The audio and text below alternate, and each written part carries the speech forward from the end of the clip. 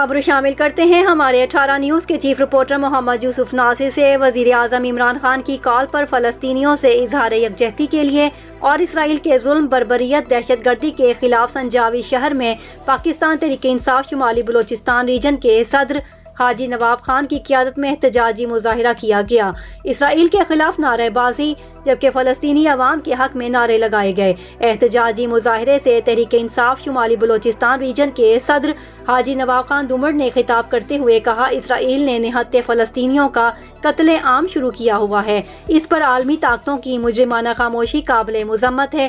عالم اسلام، پاکستان کی عوام، بالخصوص تحریک انصاف کے لیڈر وزیر اعظم عمران خان سے لے کر عام کارکن تک سب فلسطینی بھائیوں کے ساتھ ہیں ہر فورم پر، اور اسرائیل کے مخالف سلامتی کونسل اور اقوام متحدہ کو چاہیے وہ فوری طور پر اسرائیل کی بربریت، دہشت گردی رکوائے اور اسرائیل پر پابندی لگائیں کہ اسلامی ممالک کے حکمرانوں کو چاہیے وہ اسرائیل سے سفارتی تعلقات ختم اور مظلوم فلسطینیوں کی ہر قسم کی مدد اور ان سے تعاون کریں۔